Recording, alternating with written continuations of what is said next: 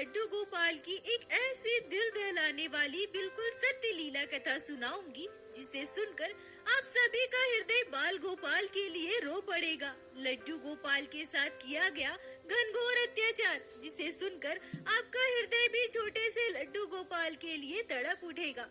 दोस्तों, आप सभी भक्त जो लड्डू गोपाल की सेवा करते हैं, क्या ऐसा हो सकता है कि आपके लिए आपके लड्डू गोपाल बदसूरत हो जाए, आपके लड्डू गोपाल डरावने हो जाए, आपको आपके लड्डू गोपाल से घृणा होने लगे? क्या ऐसा मुमकिन है? एक भक्त की मानसिकता में इतना बड़ा बदलाव कैसे आ सकता है कि वो अपने पूजित लड्डू गोपाल के साथ इतना घनघोर अत्याचार करे, अपने पूजित लड्डू गोपाल को बदसूरत, डरावना, घिनौना कहकर दुकान में बेचाए? क्या सच में इस दुनिया में ऐसे भी लोग होते हैं? क्या ऐसे लोगों को यह पता नहीं होता कि ये हमारे लड्डू गोपाल है और भगवान भला बदसूरत कैसे हो सकते हैं, भगवान भला डरावने कैसे हो सकते हैं? हमारे ठाकुर जी के साथ इतना बुरा व्यवहार, इतना बड़ा अत्याचार करने से पहले क्या ऐसे लोगों के हाथ नहीं कांपते? क्या ऐसे लोग भक्त कहलाने के लायक भी है? दोस्तों, आज की यह लीला कथा हम सबकी आंखों में आंसू ला देंगे, क्योंकि एक सच्चा भक्त कभी भी अपने लड्डू गोपाल के साथ ऐसी बर्बरता बर्दाश्त नहीं कर सकता है। दोस्तों, वीडियो को पूरा अंत तक जरूर देखिएगा। आशा करती हूँ आज की यह लीला कथा आपके हृदय को स्पर्श करेगी और आप सभी बाल गोपाल के साथ हुए इस घनघोर अत्याचार को सुनकर व्याकुल हो जाओगे। दोस्तों, आज की यह लीला कथा हमारे साथ शेयर की है कोलकाता में रहने वाली दीपाली अधिकारी जी ने। दोस्तों, मुझे आप सभी को बताते हुए बड़ा ही दुख हो रहा है कि दीपाली जी ने स्वयं अपने हाथों अपने पूजित लड्डू गोपाल के साथ यह घनघोर अत्याचार किया है। सर्वप्रथम दीपाली जी कहती है कि मैं ही वो अभागन हूँ, वो दोषी हूँ जिसने अपने लड्डू गोपाल के साथ इतना बुरा किया है। पर आज भक्ति लड्डू गोपाल चैनल के माध्यम से यह लीला कथा शेयर करने का मेरा बस एक ही मकसद है। अगर इस दुनिया में मुझ जैसे और भी ऐसे लोग हैं और अगर वो इस वीडियो को देख रहे हैं, तो इस वीडियो के जरिए अगर मैं एक लोगों के मन को भी परिवर्तित कर सकूं, हृदय को बदल सकूं, तो यही मेरे लिए पश्चाताप होगा। दोस्तों, अब मैं आप लोगों के साथ आज की यह लीला कथा शुरू करती हूँ। दीपाली जी कहती है कि मेरी शादी को 7 साल हो गए हैं। मेरा मायका और ससुराल दोनों कलकत्ता में ही है। शादी से पहले मैंने कभी भी लड्डू गोपाल की सेवा नहीं की। मेरे मायके में भी लड्डू गोपाल की सेवा नहीं होती थी, क्योंकि मेरे मम्मी पापा दोनों नौकरी करते थे। मेरे मम्मी के पास इतना समय नहीं होता था कि वो घर के काम के साथ साथ पूजा पाठ कर सके या लड्डू गोपाल की सेवा कर सके। पर हाँ, मैं हमेशा से ही लड्डू गोपाल की सेवा होते अपने पड़ोसियों के घर देखी हूँ। मुझे बाल गोपाल बहुत अच्छे लगते थे। हमारे कलकत्ता में अधिकतर सभी के घर लड्डू गोपाल विराजित है, पर मेरे मन में कभी भी लड्डू गोपाल के लिए सेवा की भावना नहीं जगी। इसका कारण यह भी हो सकता है कि मैं ज्यादातर समय अपनी पढ़ाई लिखाई को देती थी। मैं पढ़ाई लिखाई में व्यस्त रहा करती थी। पर शादी के बाद जब मैं अपने ससुराल आई, तो कुछ दिनों के बाद मैं अपने हस्बैंड के साथ रहने के लिए चली गई, क्योंकि मेरे हस्बैंड हमारे पैतृक घर से थोड़ी दूर रहते थे। मेरे हस्बैंड के साथ मैं अलग फ्लैट में रहती थी और मेरे सासू माँ, ससुर जी और बाकी के लोग हमारे पैतृक घर में रहते थे। मैं जहाँ रहती थी वहाँ थोड़ी ही दूर पर एक आंटी से मेरी अच्छी जान पहचान हो गई थी। पहली बार मैं उस आंटी से हमारे नजदीकी मार्केट में मिली थी। मेरे हस्बैंड भी दिन भर ऑफिस में रहते थे। मैं अकेली बोर होती रहती थी, इसलिए उस आंटी के घर मेरा आना जाना होने लगा। वो आंटी लड्डू गोपाल की सेवा करती थी। मैं उनके घर आती जाती थी और उनके बाल गोपाल को देखा करती थी। मुझे बाल गोपाल बहुत अच्छे लगते थे। मैंने एक दिन आंटी से कहा कि आंटी, क्या मैं भी लड्डू गोपाल की सेवा करूं? आंटी मुझसे कहती है कि हाँ हाँ, क्यों नहीं, वैसे भी तुम दिन भर घर पे अकेली रहती हो। लड्डू गोपाल को घर पे लेकर आओगी, उनकी सेवा करोगी, तो तुम्हारा समय भी व्यतीत हो जाएगा और ठाकुर जी की सेवा भी हो जाएगी। दीपाली जी कहती है कि अचानक से पता नहीं मुझे क्या हो गया था। मुझे ऐसा लगने लगा था कि मैं अभी बाजार जाकर लड्डू गोपाल को लेकर आऊं। लड्डू गोपाल मुझे बहुत प्यारे लगने लगे थे। मैंने आंटी से पूछा कि आंटी, हम अपने घर लड्डू गोपाल को कब लेकर आए? आंटी मुझसे कहती है कि कुछ दिनों के बाद जन्माष्टमी का त्योहार है, तुम उसी दिन लड्डू गोपाल को घर लेकर आना। दीपाली जी कहती है कि जन्माष्टमी आने में तो अभी लगभग 1.5-2 महीने बाकी थे, पर मुझसे बिल्कुल भी इंतजार नहीं हो रहा था। 2-4 दिनों के बाद ही मैं बाजार जाकर एक छोटे से लड्डू गोपाल को हमारे घर लेकर आई। बिल्कुल उतने ही बड़े बड़े लड्डू गोपाल जितने बड़े आंटी के घर पर थे। मेरा ऐसा करने पर आंटी बिल्कुल आश्चर्य थी। वो मुझसे कहने लगी कि दीपाली, तुम तो बाल गोपाल से बहुत प्रेम करने लगी हो। देखो ना, कुछ दिन भी तुमसे इंतजार नहीं हो पाया। चलो कोई बात नहीं, अच्छा ही है। तुम लड्डू गोपाल की सेवा अच्छे से बहुत प्यार से करना। दीपाली जी कहती हैं कि उसके बाद मैं धूमधाम से हमारे घर बाल गोपाल की प्राण प्रतिष्ठा करवाई। बहुत सारे लोगों को हमारे घर पर बुलाया और उसी दिन से मैं लड्डू गोपाल की सेवा बड़े ही प्यार से करने लगी। मैंने आंटी से पूछकर लड्डू गोपाल की सेवा की संपूर्ण विधि सीख ली थी और मैं आंटी के कहे अनुसार उसी तरह से लड्डू गोपाल की सेवा किया करती थी। बाल गोपाल मुझे बहुत प्यारे लगते थे। मैं दिन भर लड्डू गोपाल से बातें किया करती थी। ऐसे ही समय बीतने लगा। कुछ दिनों के बाद जन्माष्टमी का त्योहार आया। जन्माष्टमी के दिन आंटी मुझसे कहती है कि दीपाली, तुम अपने लड्डू गोपाल को लेकर हमारे घर आ जाना। हमारे घर पर ही हम धूमधाम से सब मिलकर जन्माष्टमी का त्योहार मनाएंगे। दीपाली जी कहती है कि मैं भी बहुत खुश थी। लड्डू गोपाल के साथ हमारी पहली जन्माष्टमी थी। जन्माष्टमी के दिन मैं अपने लड्डू गोपाल को बहुत ही सुंदर सा पोशाक पहनाई, सुंदर सुंदर ज्वेलरी पहनाई, सुंदर सा श्रृंगार करके आंटी के घर लेकर गई। पर जब मैं आंटी के घर पहुंची तो वहाँ पहले से बहुत सारे लोग मौजूद थे। मेरे गोद में लड्डू गोपाल को देखकर सभी बाल गोपाल से लाड लड़ाने लगे, सभी उनसे प्रेम करने लगे। आंटी ने मुझसे कहा कि तुम अपने लड्डू गोपाल को ले जाकर हमारे घर के मंदिर में विराजित कर दो। जाकर देखो तो मैंने लड्डू गोपाल को विराजित करने के लिए सुंदर सा स्थान बनाया है। जाकर देखो कितना सुंदर सजावट किया है मैंने। अभी तो समय है पूजा शुरू होने में, तब तक लड्डू गोपाल वहाँ बैठकर आराम करेंगे। दीपाली जी कहती है कि मैं खुशी खुशी अपने लड्डू गोपाल को लेकर आंटी के मंदिर में गई। पर वहाँ पहुँचते ही मेरी नजर आंटी के घर विराजित बड़े से लड्डू गोपाल पर पड़ी, जिन्हें देखकर मेरी आंखें फटी की फटी रह गई। बहुत ही बड़े साइज के लड्डू गोपाल, सुंदर केस, सुंदर सा श्रृंगार, देखने में इतने प्यारे लग रहे थे, इतने सुंदर लग रहे थे कि मैं उन्हें देखती ही रह गई। उस लड्डू गोपाल से मेरी नजर हट ही नहीं रही थी। मैं खड़ी होकर एक टुक लड्डू गोपाल को निहारे जा रही थी। उसके बाद मैं अपने छोटे से बाल गोपाल को उस लड्डू गोपाल के बगल में विराजित कर देती हूँ और मैं बैठकर लड्डू गोपाल को देखने लगती हूँ। दीपाली जी कहती है कि मैं मन ही मन सोचने लगी कि आंटी के पास तो ये बस छोटे लड्डू गोपाल थे, अब आंटी के घर दो लड्डू गोपाल कैसे हो गए? ये बड़े वाले लड्डू गोपाल तो पहले नहीं थे। ये बड़े लड्डू गोपाल को आंटी कब लेकर आई? क्या ये आंटी के लड्डू गोपाल है? क्या यह आंटी के लड्डू गोपाल है या किसी और के? पर जो भी है, लड्डू गोपाल बहुत प्यारे लग रहे हैं, बहुत सुंदर लग रहे हैं। दीपाली जी कहती है कि मैं ये सब सोच ही रही थी कि तभी आंटी आई और मुझसे कहने लगी, दीपाली, मैं तुम्हें लड्डू गोपाल को विराजित करने के लिए भेजी थी और तुम यहाँ आकर बैठ गई। चलो ना, थोड़ा बाहर चलो, मेरे साथ काम करवा दो। दीपाली जी कहती है कि तब मैं आंटी से पूछती हूँ कि आंटी, आपके घर तो बस ये छोटे लड्डू गोपाल थे ना, तो ये बड़े लड्डू गोपाल आप कब लेकर आई? आंटी मुस्कुराते हुए कहती है कि अच्छा, तो तुम मेरे बड़े लड्डू बाबू को देख रही हो। बताओ ना, कैसे लग रहे हैं मेरे लड्डू गोपाल? दीपाली जी कहती है कि आपके लड्डू गोपाल बहुत प्यारे लग रहे हैं। आंटी, मेरी नजर तो लड्डू गोपाल से हट ही नहीं रही है। बताइए ना, आप कब लेकर आई लड्डू गोपाल को? आपने तो मुझे बताया ही नहीं। आंटी मुझसे कहती है कि अरे, मुझे समय ही नहीं मिला। तुम्हें पता है, तुम्हारे अंकल और मैं आज बाजार गए थे जन्माष्टमी के शॉपिंग के लिए और वहीं मुझे ये बड़े लल्ला मिले। मेरी तो नजर ही नहीं हट रही थी इनसे। हमने सोचा कि जन्माष्टमी का अच्छा दिन है और मैं आज ही अपने घर इन्हें लेकर आ गई। दीपाली जी कहती है कि आंटी के घर जितने भी मेहमान आए थे, सभी उनके बड़े लड्डू गोपाल को देखकर बहुत तारीफ कर रहे थे। सभी कह रहे थे कि लड्डू गोपाल बहुत सुंदर लग रहे हैं और सच में वहाँ विराजित सभी लड्डू गोपाल से आंटी के बड़े लड्डू गोपाल मुझे सबसे ज्यादा सुंदर लग रहे थे। मेरी नजर ही नहीं हट रही थी उनसे। सभी के साथ मिलकर हमने पूजा पाठ किया और फिर प्रसाद लेकर सभी अपने अपने घर चले गए। पर पता नहीं अचानक से मेरे मन में इतना बदलाव कैसे आ गया। आज भी जब मैं उस दिन के बारे में सोचती हूँ तो मुझे खुद पर बहुत घृणा आती है। वह दिन मेरे जीवन का सबसे बुरा दिन था। मैं मन ही मन सोचने लगी कि सच में आंटी के घर लड्डू गोपाल कितने प्यारे लग रहे थे और वहाँ बैठे हमारे छोटे से बाल गोपाल बिल्कुल भी सुंदर नहीं लग रहे थे।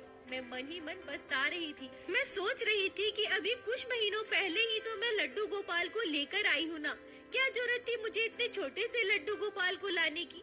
मैं भी तो बड़े लड्डू गोपाल को ला सकती थी ना। आंटी के बड़े लड्डू गोपाल आने के बाद मेरे छोटे लड्डू गोपाल बिल्कुल भी सुंदर नहीं लग रहे हैं, और वैसे भी सभी तो उस बड़े लड्डू गोपाल की तारीफ कर रहे थे। दीपाली जी कहती हैं कि मेरे मन में उस दिन ये सारे विचार कैसे आ गए, क्यों आ गए, मुझे आज भी समझ नहीं आता। क्यों मैं इतने घृणित विचार अपने मन में लेकर आई। मैं तो लड्डू गोपाल की सेवा पिछले 2 महीने से कितने प्यार से कर रही थी, पर अचानक से उनके लिए मेरे मन में इतनी घृणित भावना कैसे आ गई। दोस्तों, दीपाली जी ये सारी बातें बता रही थी तो उनकी आंखें नम हो रही थी। वो मुझसे कह रही थी कि दीदी, मैंने जो किया है वो बहुत बड़ा पाप है। मैं ये सारी बातें आपको बता पा रही हूँ, उसके लिए मैं महीनों से हिम्मत जुटा रही थी। दीपाली जी कहती है कि अगले दिन जब मैं सोकर उठी और अपने लड्डू गोपाल को जगाने गई, तो मुझे मेरे लड्डू गोपाल बिल्कुल भी प्यारे नहीं लग रहे थे। वो प्यार, वो लगाव मुझे महसूस ही नहीं हो रहा था। मेरा ध्यान तो उस बड़े लड्डू गोपाल पर था। दीपाली जी कहती है कि उस समय तो मुझे बिल्कुल भी कुछ समझ में नहीं आ रहा था, पर अब मुझे ये सारी चीजें समझ में आती है। मैं उस दिन लड्डू गोपाल की सेवा बिल्कुल भी भाव से नहीं कर रही थी। मैं तो बस यह सोचकर कर रही थी कि मुझे करना है। लड्डू गोपाल के लिए मेरे दिल में कोई भावना नहीं थी। पहले जिस तरह से मैं लड्डू गोपाल के लिए प्यार से भोग बनाया करती थी, उनका सुंदर श्रृंगार किया करती थी, मैं वो सारी चीजें बिल्कुल भी नहीं कर रही थी। मैं सब कुछ करना बंद कर दी थी। मैं तो बस लड्डू गोपाल के आगे बाजार के मिश्री बतासे का भोग रख देती थी, और अपने हाथों से बनाकर अब मैं कुछ भी लड्डू गोपाल को भोग नहीं लगाती थी। मैंने सब कुछ बंद कर दिया था, और ना ही अब मैं बाल गोपाल का सुंदर श्रृंगार करती थी। अब तो मैं यह सोचती थी कि मेरे लड्डू गोपाल बिल्कुल भी सुंदर नहीं है। मैं जब भी अपने लड्डू गोपाल की आंखें देखती थी और आंटी के लड्डू गोपाल की आंखों से उनकी तुलना करती थी, तो मुझे ऐसा लगता था कि मेरे लड्डू गोपाल की आंखें बाहर निकली हुई है। यह तो मुझे बिल्कुल डरावने लग रहे हैं। दीपाली जी रोते हुए मुझसे कहती है कि दीदी, मैं क्या करूं, मेरे मन में वो सारे विचार क्यों आए थे, और आज भी जब मैं ये सारी बातें आपको बता रही हूँ तो मुझे ऐसा लग रहा है कि वो सारे कुकृत्य जो मैंने अपने लड्डू गोपाल के साथ किए हैं, वो सारी भावनाएं, वो सारे गलत विचार जो मैं अपने लड्डू गोपाल के बारे में सोचा करती थी, वो सब मेरी आंखों के आगे आ रहे हैं। मुझे अपने आप पर बहुत गुस्सा आ रहा है। मुझे ऐसा लग रहा है कि मैं इस दुनिया की सबसे बड़ी पापी हूँ। दीपाली जी कहती है कि कुछ महीनों तक ऐसा ही चलता रहा। मैं अपने मन की बात कभी किसी से नहीं कही, पर एक दिन अचानक मैं अपने मन में सोचती हूँ कि लड्डू गोपाल की सेवा करते हुए मुझे लगभग 5-6 महीने हो गए हैं। क्यों न मैं इस लड्डू गोपाल को दुकान में ले जाकर बेच दूं, और फिर मैं वहाँ से एक बड़े से लड्डू गोपाल को लेकर आऊं। यह बात मैंने अपने हस्बैंड से कही। मेरे हस्बैंड मुझसे कहते हैं कि देखो, मुझे इसके बारे में ज्यादा जानकारी नहीं है, तुम जाकर आंटी से पूछ लो। और बड़ा छोटा, ये तुम क्या कह रही हो, हमारे लड्डू गोपाल भी तो कितने प्यारे हैं ना।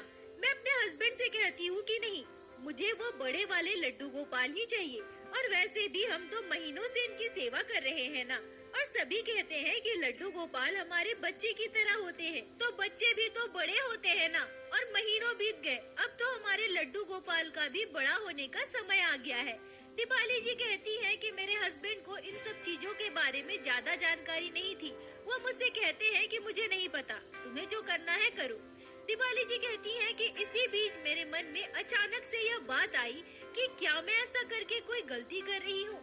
क्या मैं अपने पूजित लड्डू गोपाल को दुकान में बेचकर कोई पाप कर रही हूँ। और फिर मैंने खुद ही अपना यह मन बना लिया कि मैं कोई पाप नहीं कर रही हूँ। मैं तो लड्डू गोपाल के बदले दूसरे लड्डू गोपाल ला रही हूँ ना, और मैं उनकी सेवा बड़े ही प्यार से करूँगी। बस मेरे लड्डू गोपाल छोटे से बड़े हो रहे हैं, और इसी भाव के साथ मैं अपने छोटे से लड्डू गोपाल का सारा श्रृंगार उतार कर रख देती हूँ, उनके वस्त्र भी उतार कर रख देती हूँ, और अपने लड्डू गोपाल को एक कपड़े में लपेटकर उसके बाद एक पन्नी में डालकर उन्हें दुकान लेकर चली जाती हूँ।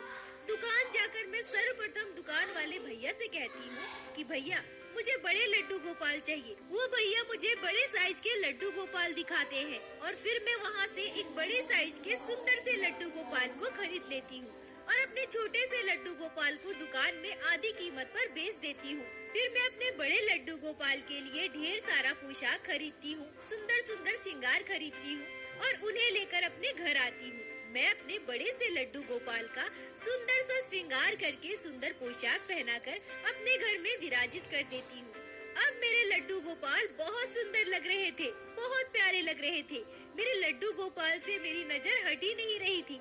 मैं अपने आसपास कई लोगों को बताती हूँ कि हमारे घर बड़े लड्डू गोपाल आए हैं। सभी मेरे घर मेरे लड्डू गोपाल के दर्शन करने आते हैं। सभी मेरे बड़े से बाल गोपाल की बहुत तारीफ करते हैं। सभी का यह कहना था कि लड्डू गोपाल बहुत सुंदर लग रहे हैं, बहुत प्यारे लग रहे हैं। दीपाली जी कहती हैं कि जब मैं अपने लड्डू गोपाल को घर लेकर आई थी, उस समय आंटी अपने घर पर नहीं थी। आंटी अपने किसी रिश्तेदार की यहाँ शादी में गई थी और अपने साथ अपने दोनों लड्डू गोपाल को भी लेकर गई थी। आंटी के घर वापस आते ही जब आंटी को पता चला कि मैं अपने घर बड़े लड्डू गोपाल को लेकर आई हूँ, तो वो खुशी खुशी मेरे घर लड्डू गोपाल के दर्शन के लिए आई। मेरे बड़े लड्डू गोपाल को देखकर आंटी भी बहुत खुश थी। वो मेरे बाल गोपाल की बहुत तारीफ कर रही थी। तभी अचानक से आंटी मुझसे पूछती है कि अरे दीपाली, तुम्हारे छोटे लड्डू गोपाल कहाँ हैं? वो कहीं दिखाई नहीं दे रहे हैं। मैं आंटी से कहती हूँ कि आंटी, छोटे लड्डू गोपाल, अरे मैं उन्हीं को बेचकर तो उसके बदले ये बड़े लड्डू गोपाल को लेकर आई हूँ। मेरी बात सुनकर आंटी बिल्कुल निस्तब्ध हो जाती है। उनका मुंह खुला का खुला रह जाता है। वो मुझसे कहती है कि क्या छोटे लड्डू गोपाल को बेचकर तुम इस बड़े लड्डू गोपाल को लेकर आई हो? तुम यह क्या कह रही हो दीपाली? मैं आंटी से कहती हूँ, अरे आंटी, आप परेशान क्यों हो रही हैं? वैसे भी आंटी, मैं उस छोटे लड्डू गोपाल की सेवा महीनों से कर रही थी ना। अब मेरे बाल गोपाल को बड़ा होना चाहिए था। और पता है आंटी, आपके बड़े लड्डू गोपाल उस दिन मुझे बहुत प्यारे लगे थे। इसलिए तो मैंने यह सोचा कि मैं भी अपने छोटे लड्डू गोपाल को बेचकर बड़े लड्डू गोपाल को लेकर आऊंगी। देखो ना आंटी, सभी मेरे लड्डू गोपाल की कितनी तारीफ कर रहे हैं, कितने प्यारे लग रहे हैं मेरे बाल गोपाल।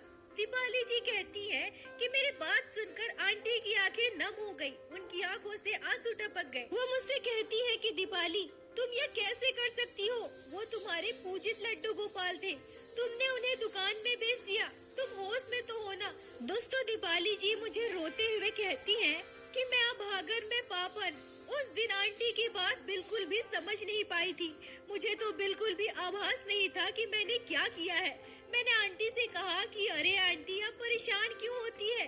देखो, आपको भी पता है कि जो लड्डू गोपाल की सेवा नहीं कर पाते, वो उन्हें ले जाकर मंदिर में रखाते हैं, नदी में विसर्जित कर देते हैं। पर मैंने ऐसा तो नहीं किया ना। मैं तो अपने लड्डू गोपाल से बहुत प्रेम करती थी। बस मुझे उस दिन आपके घर बड़े लड्डू गोपाल देखने के बाद बहुत अफसोस होने लगा था कि मैं इतने छोटे लड्डू गोपाल को क्यों लेकर आई हूँ। मेरे लड्डू गोपाल बिल्कुल भी सुंदर नहीं लग रहे थे और अब तो वो मुझे डरावने भी लगने लगे थे। इसलिए मैंने सोचा कि मैं उनके बदले बड़े लड्डू गोपाल को लेकर आऊं। दीपाली जी कहती हैं कि उस दिन आंटी मुझसे बिना कुछ कहे, बिना कोई जवाब दिए, आंखों में आंसू लिए मेरे घर से चली जाती है। उस दिन मुझे समझ में ही नहीं आ रहा था कि आंटी इतना दुखी क्यों हो रही है और मैंने इस बात पर ज्यादा ध्यान भी नहीं दिया। मैं तो अपने बड़े सुंदर लड्डू गोपाल के साथ बहुत खुश थी। सभी मेरे लड्डू गोपाल की तारीफ कर रहे थे और यह सब मुझे बहुत अच्छा लग रहा था। पर अगले 2 दिन के बाद मेरे साथ एक आश्चर्य करने वाली घटना घटी। मैंने एक ऐसा सपना देखा जिसे आज भी जब मैं सोचती हूँ तो मेरे शरीर के रोंगटे खड़े हो जाते हैं। मैं अपने सपने में देखती हूँ कि मेरे उस छोटे लड्डू गोपाल की सेवा आंटी कर रही है। आंटी बड़े प्यार से मेरे बाल गोपाल को भोग लगा रही है, उनका सुंदर श्रृंगार कर रही है और मैं आंटी के पीछे खड़ी होकर ये सब देख रही हूँ। तभी मेरे छोटे से बाल गोपाल मुझसे कहते हैं, मैया, ओ मैया, मैं बिल्कुल भी बदसूरत नहीं हूँ मैया। मैया देखना, मैं डरावना नहीं हूँ, मैं बिल्कुल भी घृणित नहीं हूँ। देखना मैया, मैं कितना प्यारा हूँ, कितना सुंदर हूँ, छोटा सा लल्ला हूँ। देखना मैया, मेरी सेवा यह मैया कितने प्यार से कर रही है। तू तो मुझे वहाँ छोड़ आई मैया, अब मैं इस मैया के पास आ गया। मैया मुझसे बहुत प्रेम करती है, मुझसे बहुत लाड लड़ाती है। दीपाली जी कहती है कि मेरे सपने में मेरे बाल गोपाल को बात करते हुए देखकर मेरे रोंगटे खड़े हो जाते हैं। मैं घबराकर अपने सपने से जाग जाती हूँ। मेरा शरीर बर्फ की तरह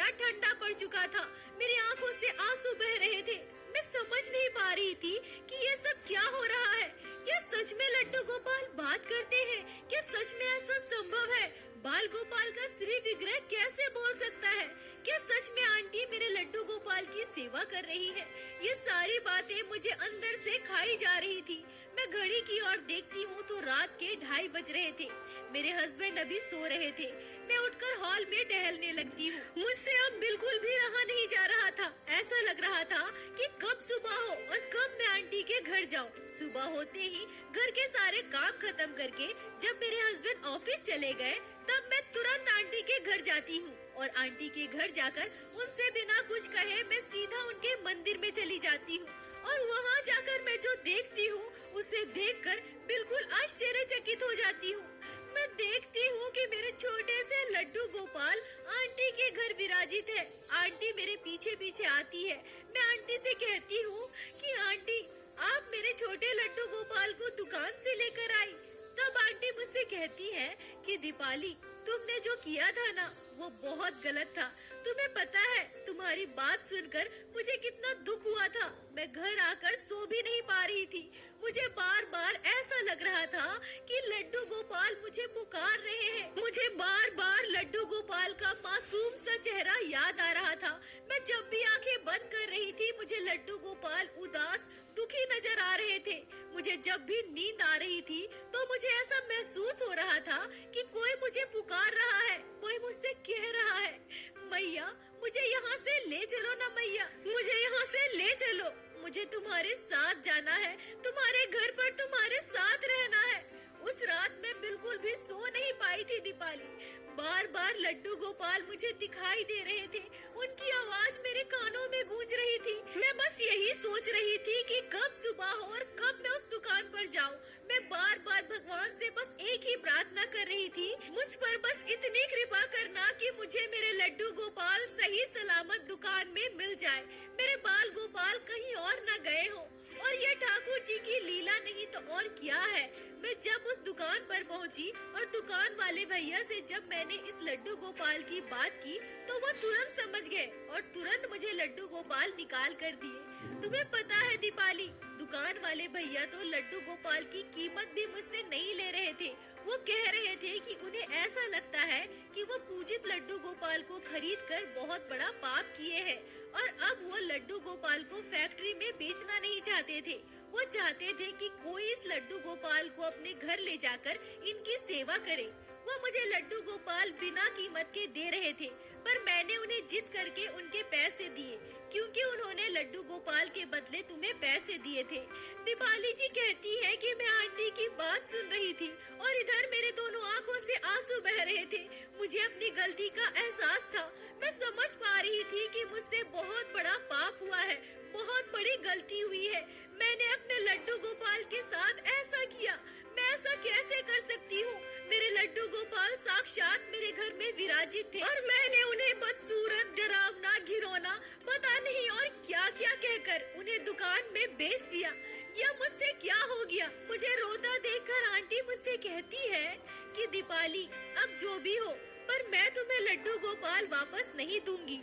ये स्वयं मेरे घर आए हैं और यह मुझसे सेवा लेना चाहते हैं। मैं उनकी सेवा कर रही हूँ और अब मैं अपने लड्डू गोपाल को तुम्हें नहीं दे सकती।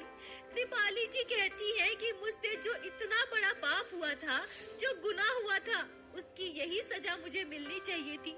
मैं हमेशा हमेशा के लिए अपने लड्डू गोपाल से दूर हो गई थी। लड्डू गोपाल जो साक्षात मेरे घर विराजित थे, उन्हें मैंने अपने इन्हीं हाथों से अपने घर से बाहर निकाल दिया। मैं आंटी के घर से रोते हुए अपने घर आ गई। दोस्तों, दीपाली जी ने जो किया उन्हें अपने कर्मों पर बहुत पछतावा है।